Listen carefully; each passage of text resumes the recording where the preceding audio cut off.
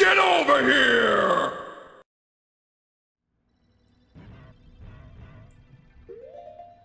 Okay, so... ready for the long haul? First thing you do, take your boots off.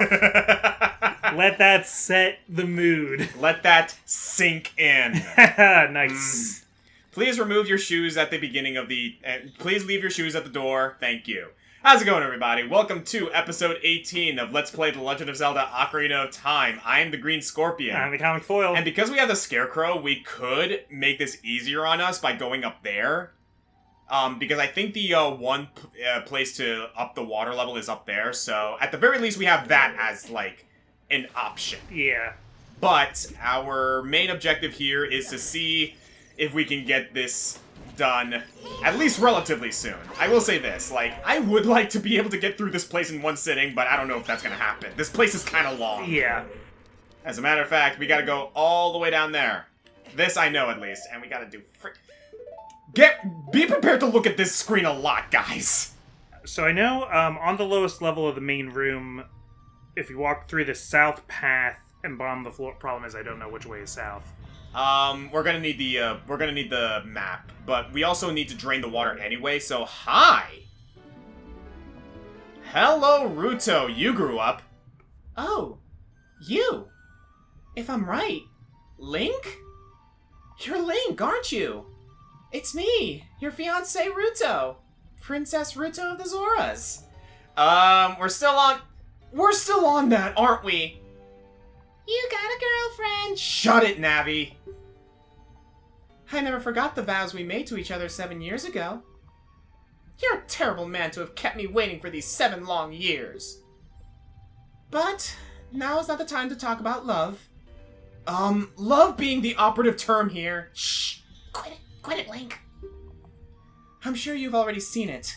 Zora's domain? Totally frozen. A young man named Sheikah saved me from under the ice. But my father and the other Zoras have not. Yet. Well, actually, about your dad. Later, I guess.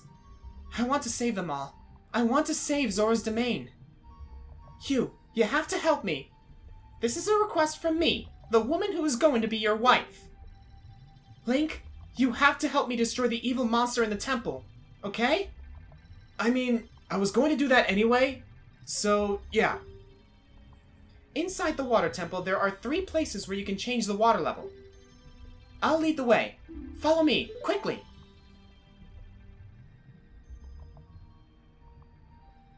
So when I first played this, I thought, like, she was going to, like, lead us throughout the whole temple. Yeah, no. And as an adult, I wish she would. Yeah.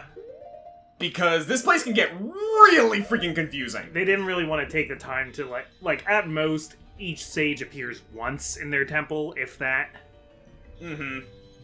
So, that brings up an interesting little tidbit that I wanted to talk about.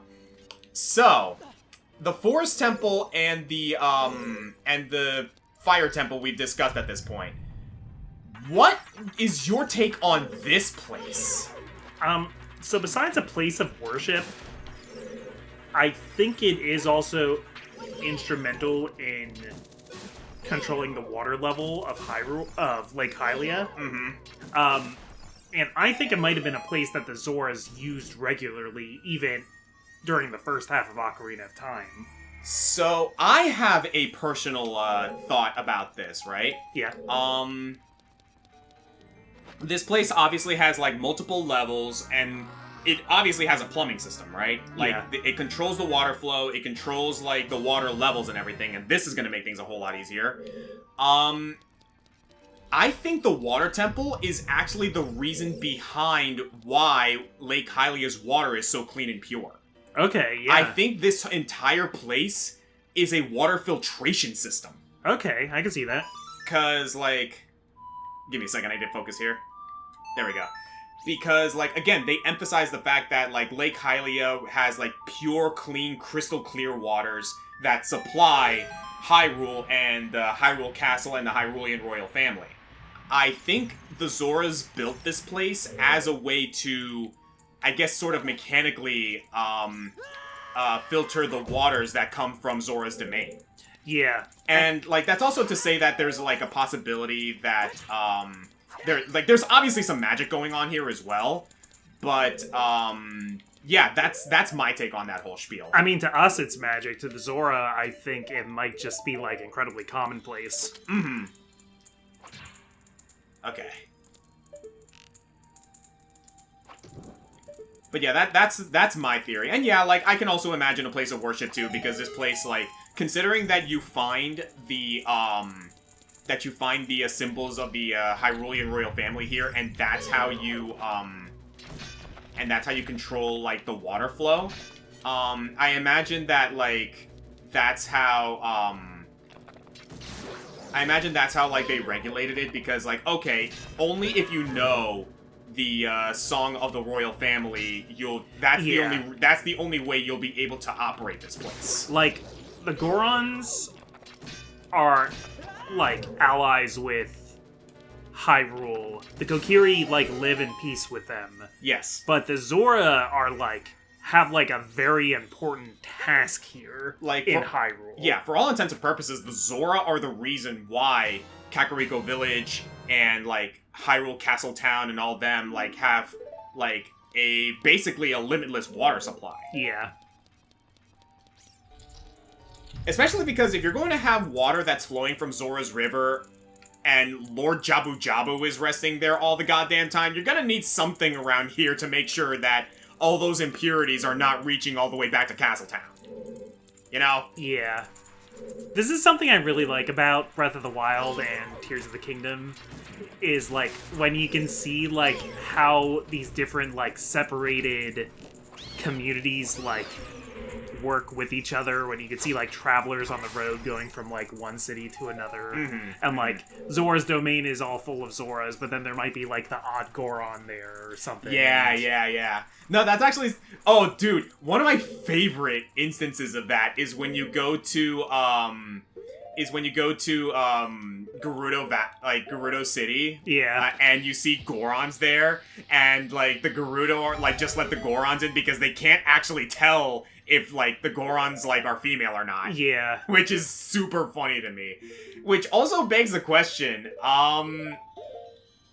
the Gorons have gender? I don't think they do. I think the Gorons all identify as male. Yeah, because, like, they call each other brother and all that jazz. It's like the opposite of, like, the gems from Steven Universe, where, like, they're, you know, they're kind of agender space rocks, but they're very female presenting. These are male presenting Hyrule rock people. Apparently the key to non-binaryism, I guess, is rocks. Yeah. Because, man, at this rate, like, we've got 21 official Legend of Zelda games. Gorons are in about half of them, and I can't think of a single female-presenting Goron. I can't think of one either. Okay, so... Actually, Oh, right. So, you have to do a spin attack. If you do a spin attack against the wall... Or that. Oh! That was a complete accident! That is one of those differences we were talking about between this and the 3DS version, is that they like, put that switch on the outside of this wall, because they, like, they had to do it because they changed it so that the sword couldn't go through that wall anymore. Ah, okay. Huh, interesting. Which, by the way, one thing I am grateful for, in regards to, having this on the Switch, right? I think because this is an emulation and not a remake, unlike the 3DS version, it is still possible to soft lock yourself in this version. Yeah. Thankfully, save states are a thing in this game, on the Switch version. So, thank you. Speaking of, sorry, I just got reminded because I think this is cool. Yeah. Speaking of Gorons being basically all male. Yeah. In Discworld, there's a thing with dwarves. Where dwarves do have gender, but regardless of their gender, they will still have long beards and be stocky and, like, even to other dwarves, they have trouble telling each other's gender without, like, getting naked. Huh. And apparently a big part of, like, the dating scene for dwarves is trying to, like, politely identify each other's gender. Interesting. And there's a big character later who is, like, a big deal on the disc for being the world's first female-presenting dwarf. Huh. Okay, that For being the first, like, I'm a female dwarf and I want to, like, be seen as a woman. That actually sounds pretty cool. This reminds me of one character. So, there was one post that you made on Blue Sky not too long ago, asking people, what some of your favorite, or what some of our favorite, like, LGBTQ characters are. One character in particular that I always, like, loved is, La Diva from, Grand Blue Fantasy. Yeah, I'm really not familiar with them. So, La Diva is, La Diva has been confirmed to be trans. The thing is, however, is that despite being trans, she very much still looks like a guy, because, like, she has the beard, she has the big bulging muscles, and everything, right? Yeah. And they actually explain as to why, because, La Diva comes from a race where the, gender, or, like, the gender dimorphism is extreme. Okay. Like, the women are very, very female presenting. They, like, have, like, long hair, they have, like, very, like, you know, very, like, feminine bodies and whatnot. And, like, men have, like, really big bulging muscles. They have, like, strong builds, like, very, very, like, pronounced beards and everything. And as a result of that, it's actually really difficult. I think you had to do this faster. Oh, I see. Hang on a sec.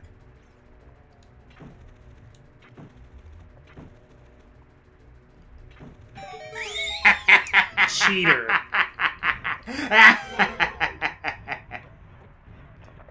But I do have to get rid of these guys. I hate these things. Yeah, no, they're annoying. I hate them so much I don't even know what they're called. And I know a lot of useless video game enemy names. Which are becoming less useless now because a lot of random enemies are going to be playable in Mario Kart World. That's true. Shellblades. Shellblade, okay.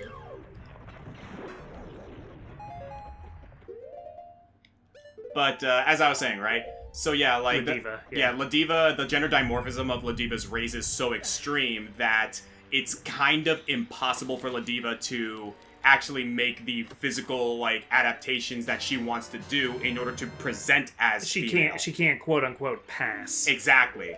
But what's cool, and this is, like, and, like, I find this, like, ultimately super respectable about her, is that she doesn't let that stop her. Yeah. Like, yeah, she has the beard, she has, like, the, she has the big bulging muscles, the very, like, masculine form, but she still identifies as female, and she kind of works it.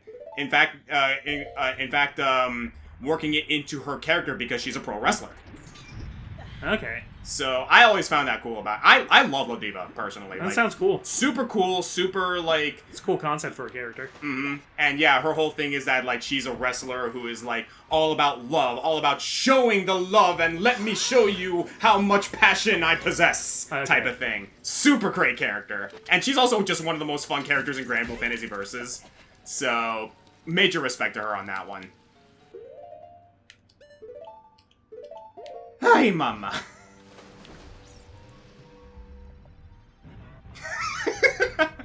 I am doing my best not to, like, let this get to me. Because here's the thing. Do I think that this dungeon is terrible? No, not entirely. I am not going... It doesn't stop me from remembering certain things about this place that annoy me, such as this. Like that. Because you can't use the hookshot while floating in water. Link's finger strength has got to be absolutely insane to be able to do this with the iron boots on. Yeah. That was subject of a very early Matt Pat game theory. I don't remember that one. Oh, that was, like, really early in his career. He talked about, like, how the hookshot would tear Link's arms off. Oh, that... Okay. And I assume, like, this also applied to... He also talked about the iron boots on that regard? Yeah. Okay. I actually don't remember that one. Yeah, he did like a bunch of, like, physics of Zelda Okay, we need the long shot for this. Which, like, I really love physics, and I, like, love thinking about those kinds of things. There's a time and place, you know? Like, I'm totally cool with those videos and stuff like that. It gets really annoying then if you say that, like, the quality of the game is bad because it doesn't, like, follow, real world Newtonian physics. Oh, dude, like, so I got into a conversation a little bit ago, regarding a topic involving fighting games, and how is it that these characters can do these absolutely ridiculous, like, attacks? Like, how come it doesn't really make sense that these characters aren't dying or being sent to the hospital, or that, like, you know, Johnny Cage, like, tears off his, like, wife's, like, head in a fatality or something like that. And I'm like, dude, there's something called suspension of disbelief, you know? Yeah, suspension of disbelief is a funny thing, because I did go to college for engineering, and I do watch a lot of stuff where something happens with physics, and I go, no. That being said, like, there is a bit of a balance, in my opinion. Like, I am a firm believer in, like, the value of suspension of disbelief, to the point where sometimes I feel like it's taken for granted. Yeah. That said, I can understand the frustration sometimes, because, like... We are always suspending our disbelief to some degree. Yeah, but, like, it does get to a point where sometimes that suspension of disbelief can be very, very much tested. Yeah. And, one instance I recall, I don't think we can go there yet, because we need the long shot in order to beat that timer. So, let me check over here. One instance in particular that I recall is, so, Fire Emblem Three Houses, right? Yeah. You and I have gotten into this conversation with our friend Patty, and that's the suspension of disbelief of believing someone like Bernadetta would actually survive in a military situation. I mean, Fire Emblem is the Child Soldier series. Like, yeah. It is, yeah. To me, it's less, like, suspension of belief, like, can this happen? And it's more like verisimilitude of, like, what level of realism is this story taking place on? Exactly. Verisimilitude meaning, like, how much something is supposed to be similar to their life. Mm-hmm. And the thing is, like, I'm not going to take away the fact that, like, Bernadetta is a good character, because I do think she is. Do I like her as a character, personally? Not really. And I will admit part of that is because my suspension of disbelief with her was tested at least a little bit in just how much of a shut-in neat she is, and yet she's training to be an officer at a military academy, you know what I mean? Yeah, because, like, this is Fire Emblem, and that's the, like, only thing characters can be doing. Exactly. Is fighting in wars, so. Like, my suspension of disbelief was not broken, but it was tested a little bit in that instance. Yeah. However, like, going back to, like, the fighting game example, right? Okay, I gotta remember. There is a way to lock the key, and I think that's where you need to go. Okay. I think I recall there is a place where you can use the key at the wrong one, but considering how obvious this one is, I think this is right. Yeah. Okay. Like, I think you had to, like, sort of go out of the way to do it.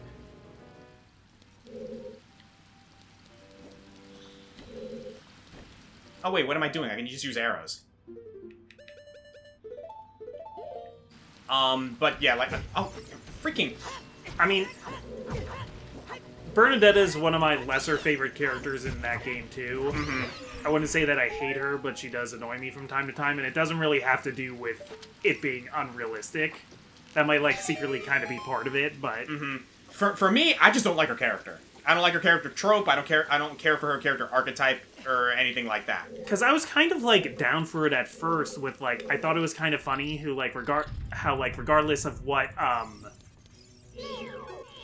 what house you're playing as, like, she's always in her room for the first several weeks, mm-hmm. and there's, like, all the conversations where, like, if you go and talk to the door, it's like you try to convince her to come out and she doesn't, and stuff, like, was kind of funny. What kind of, like, broke it for me was, like, doing support conversations with her, and then, like, B support with Byleth, I think. She just sort of, like, plain as day, like, tells you, like, all of her, like, psychological, like, insecurities and stuff in a, like, way too self-aware way that, like, it's hard for me to believe that she would, like, understand her fears this well and still have such, like, over-the-top reactions to things. That kind of broke it to me.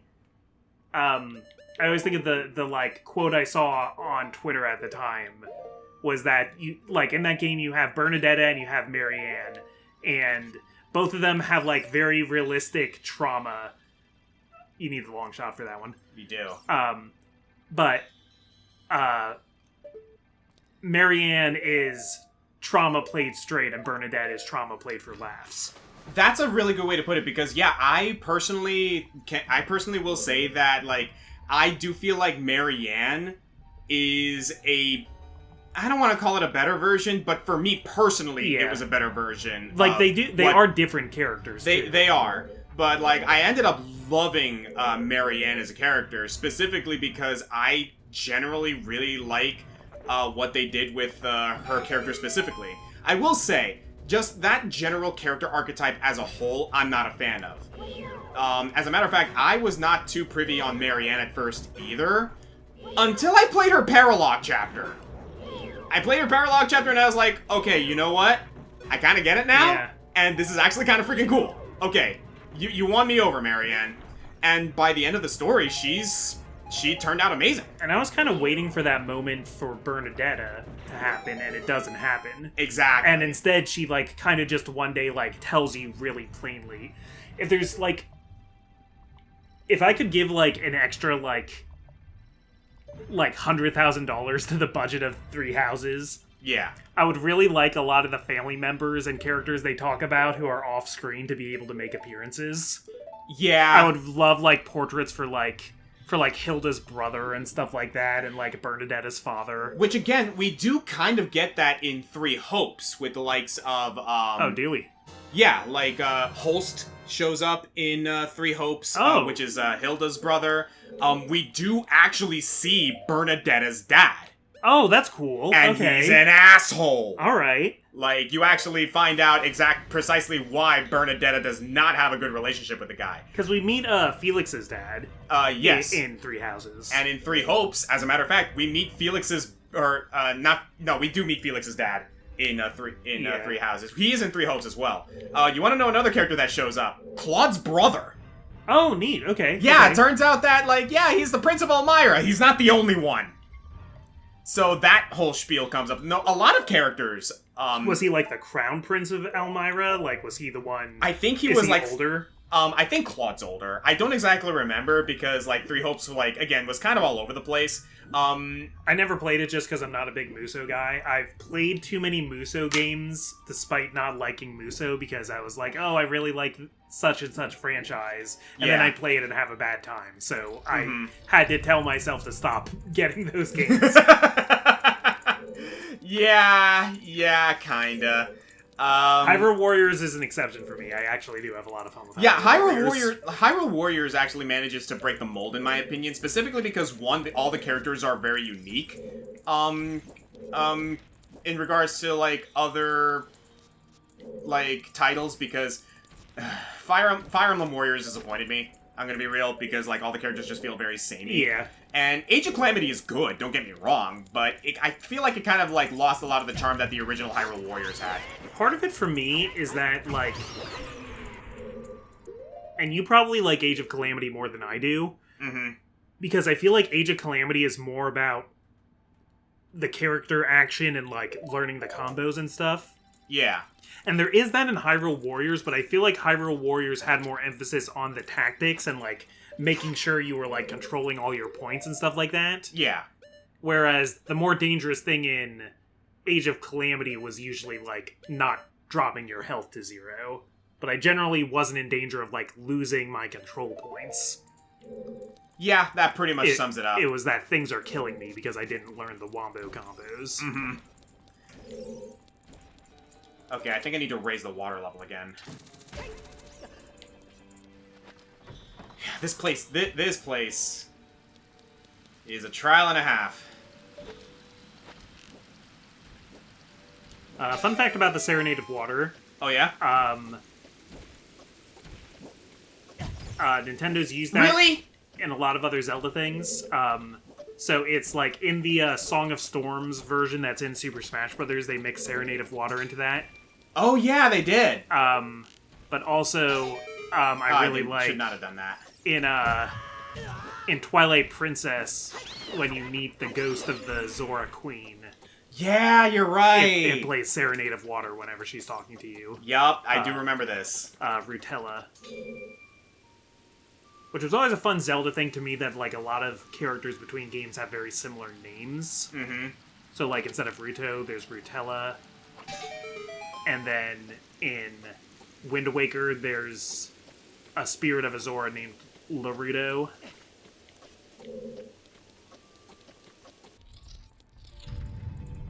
Okay, here we go. Keep going, I'm listening. Which could lend itself to that sort of belief a lot of people have about none of the Zelda games are like there is no Zelda timeline. They're all just like stories being told different ways.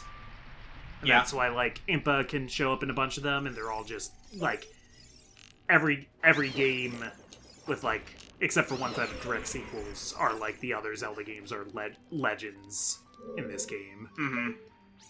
Which is a fine way to think about it. Yeah, I remember we had this discussion before. Like, there's no real wrong way to interpret it, because, like, you know, it's all in good fun. But at the same time, like, you know, hey, Nintendo has officially confirmed that there is a timeline, so... Yeah, and they haven't really done much with it since they... I'm going to assume we can't reach that guy until we get the long shot. Yeah, there are 4 more gold Skulltulas in this dungeon, and all of them need the long shot.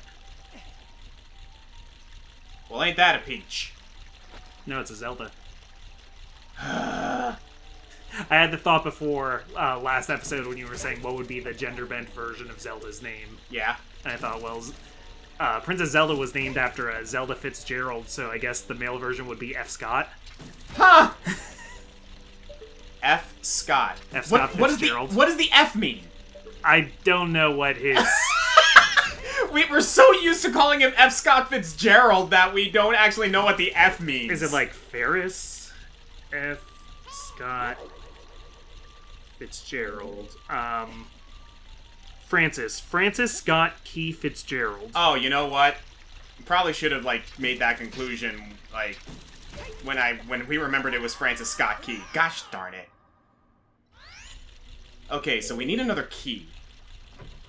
God, I really hope I didn't mess this up. Nah. There's no way I messed this up, did I? Well, if it makes you feel better, if you did mess it up, a bunch of the people watching already know it. Ugh, don't remind me. Where is there a key?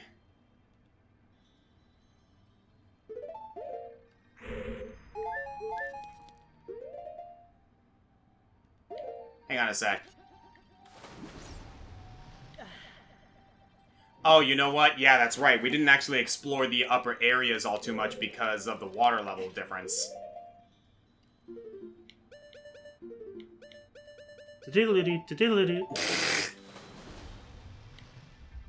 Okay, that chest over there should be a key.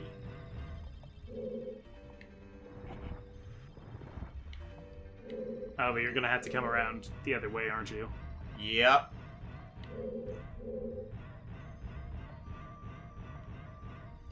Oh, I see. Okay. So we need to pull this back, and then lower the water level, I think, to the second level, in order to be able to snag that. Okay. No, the water temple always made me so nervous because I was always so, like, paranoid of messing up the key ever since I learned about that soft lock. Yeah.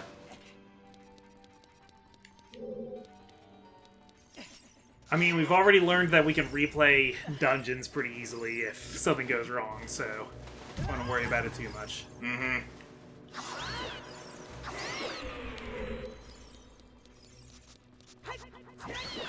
There's a question from Gage on the Discord a little while ago. Yeah? He asked If you could have a pet of any of the little Zelda critters, any of the little critters in the Zelda game, in the Zelda series, what would you pick? So I was just looking at the Tektite. I was thinking about how they're funny little guys. I mean, Koroks are cool, but they're like people. I don't want one as a pet. They're too intelligent. Yeah.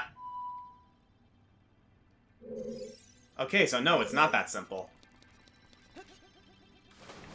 Could have sworn there was a scarecrow I could spawn from there, but maybe I misremembered that. Gotta go around.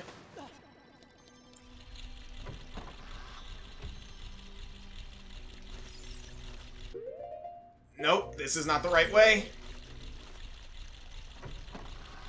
Don't tell me I gotta go all the way down to the bottom floor and do the whole roundabout thing. That's kind of what it's looking like. Ay, mama.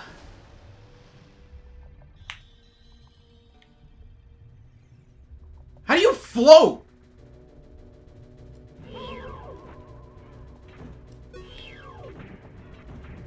I might have an answer for that, actually. Go on. Oh, are they sponges? Well, because they have, like, spikes that protrude out, they're increasing their size, but their mass would remain the same, so they're actually decreasing their density when they do that, and that might allow them to float. Okay, you know, I will accept that one. I will accept that.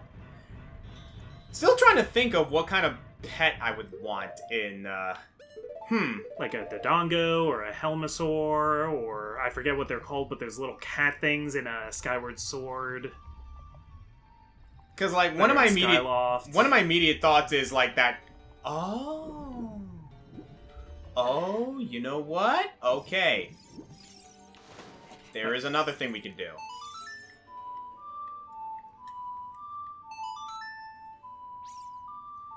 Because my immediate thought went to one of those racing dogs from Majora's Mask. Oh, nice, yeah. Those little terriers, right? Yeah.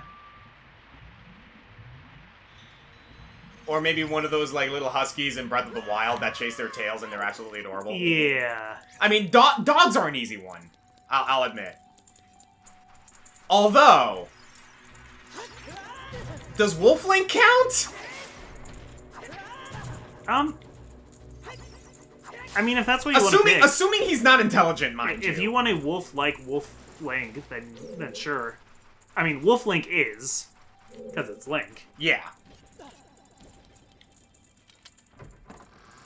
There are some games where the Wolfos are, like, more wolf and less man-wolf. Mm-hmm. More wolf, less were.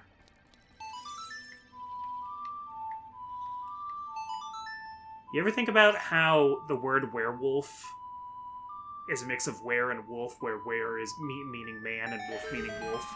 So then in Sonic Unleashed there's the werehog, but that doesn't actually make sense because that would mean that the hedgehog was becoming part human. That's true, actually. So what would it be? A wolf hog? Or a hedgewolf? Hedgewolf actually doesn't sound too terrible, I'm not gonna lie. Okay, so, first order of business.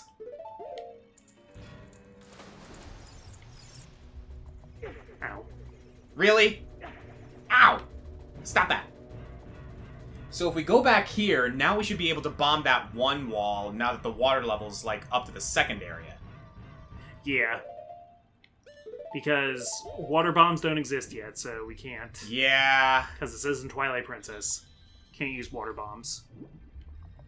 Nor is it Echoes of Wisdom, where you get the little, like, exploding fish guys.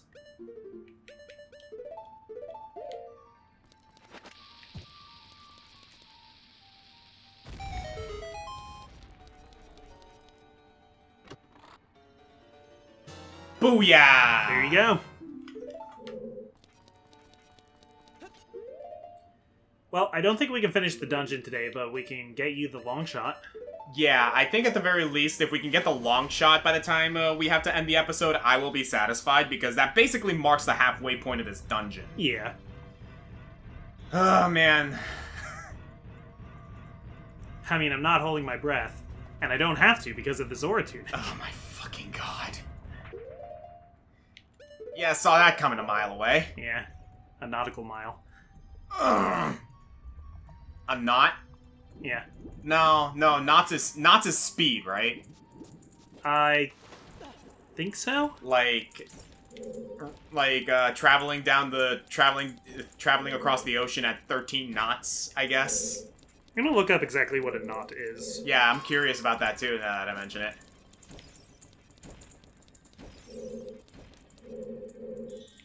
Okay, yeah, I need to get the long shot in order to get past that little bit. Oh, a knot is a nautical mile. Oh! Knot is just short for nautical mile. Which is approximately 1.15 standard miles. Today I learned. Or 1,852 meters.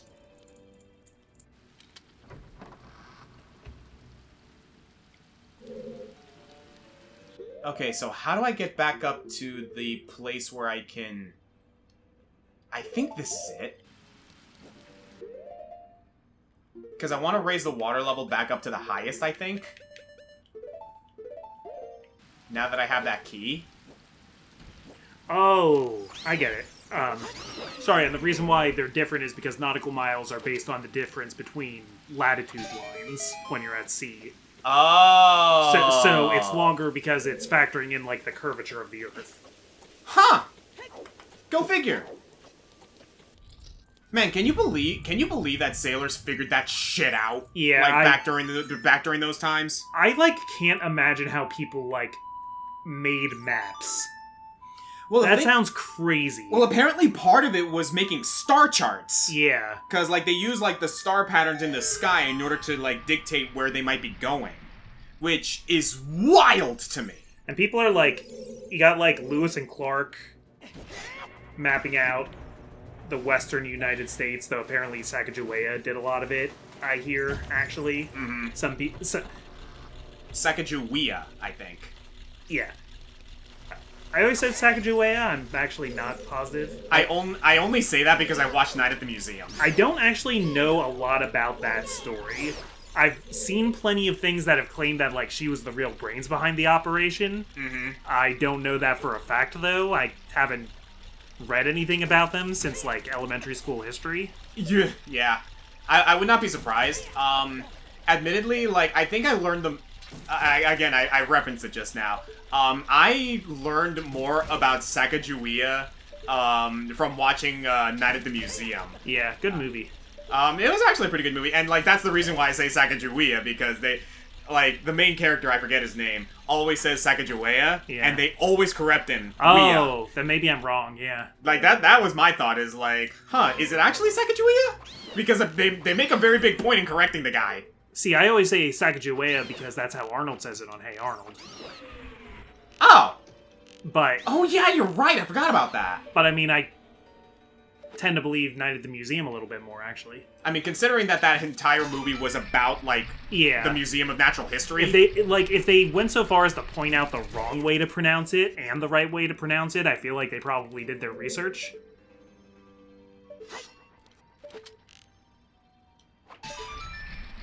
Okay, I got this room pinned down. Because in Hey Arnold, that's just, like, lyrics in a song, and it doesn't really matter. Yeah. I'm going to admit, for how simple this puzzle is, it's actually pretty cool.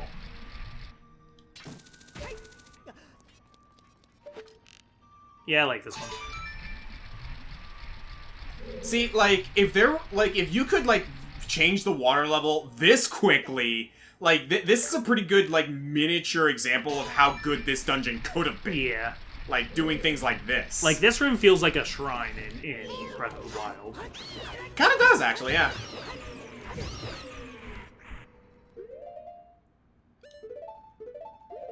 I am not hookshotting over there until I take care of you first. El gusto gusto. Como sea, como sea. Como sea, como sea, como sea, como sea. Have you ever heard that song, A la Mama?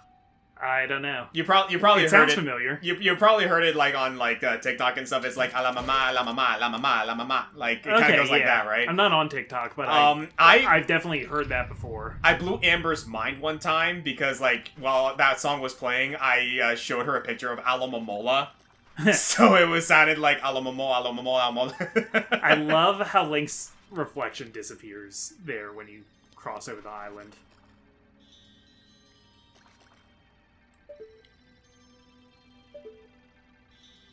Navi? What do we do now? Link? What? Link?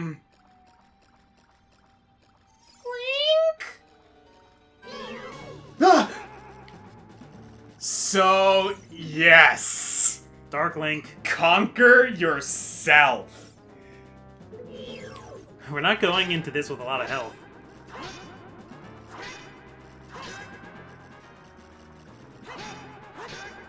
This room was kind of the Exhibit A for a lot of people complaining about Nintendo Switch Online when it first added N64. Because some of the graphics didn't translate over very well.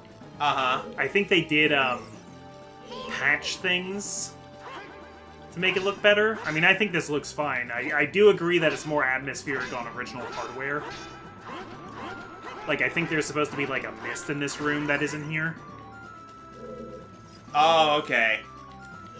Still, super cool idea here. So, fun fact about this guy, right? Yeah. First of all, that's a thing. Ah! How do we... I don't know. I had so much trouble with this guy first time. So the way I always did it is like, you kind of have to just like match his blows and you just kind of have to get up in his face. The other cool thing, by the way, is that we also kind of made this a little bit tough for ourselves because his health will be like, will reflect the amount of hearts you have. Yeah. So the more hearts you have, the more health he will have. Which I always thought was a super neat detail. I am low on health, though. And we don't have healing items because we threw it all out for fire. Yeah. I am doing damage, though. I like how he falls through the ground, like the pose he does is a lot like, in the Dark Link fight in Adventure of Link. And yeah, he will, like, read your moves and everything, and, like, when he starts getting really low on health, like, when he does that, like, stab, or, like, when he, like, jumps on your sword with the stab, he'll start counterattacking. Yeah, I was never good at this guy. Like that!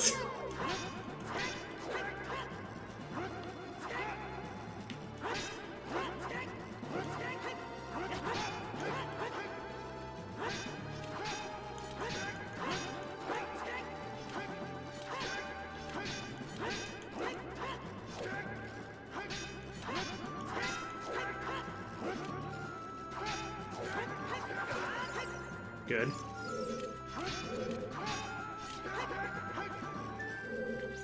Can I target you, please?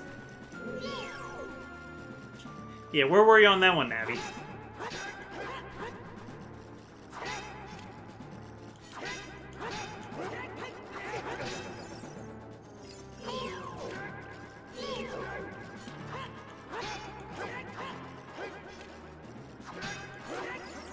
Up. Okay, good, he backflipped.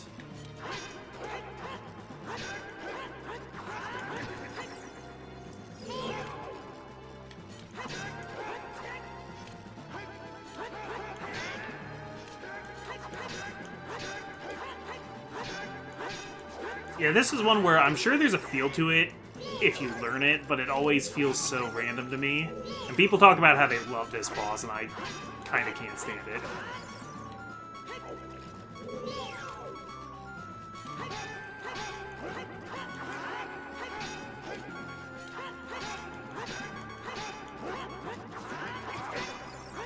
You can switch to the Giant's Knife.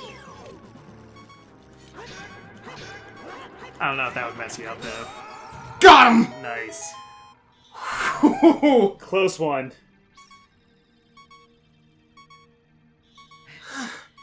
You That was really hard. I'm okay. That was freaky. You're telling me. Let's go. Yeah, and I love how the whole room is an illusion. Yeah. It's so weird, right?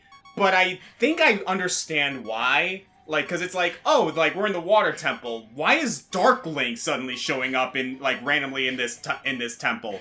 Reflection. Yeah. Especially when you consider that this was supposed to be the ice temple originally. Yeah. So, like, it can work either way. The reflection of the water, the reflection of an ice mirror. Yeah. Like, super cool, honestly. Like, is it weird that he shows up, like, in this dungeon of all places? Kinda, yeah, but still, I love that fight. Yeah, why not?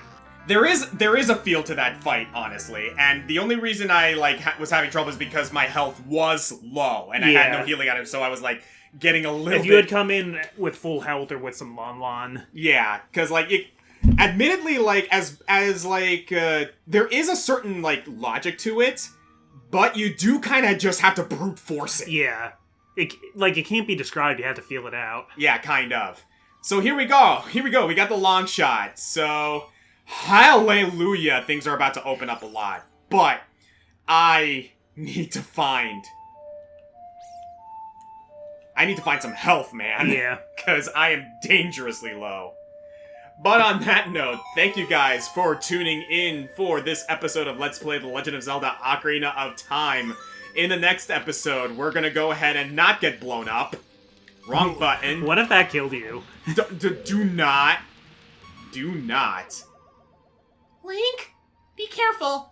Don't get swallowed up by the vortexes. That's good advice. Navi, I'm really, really exhausted.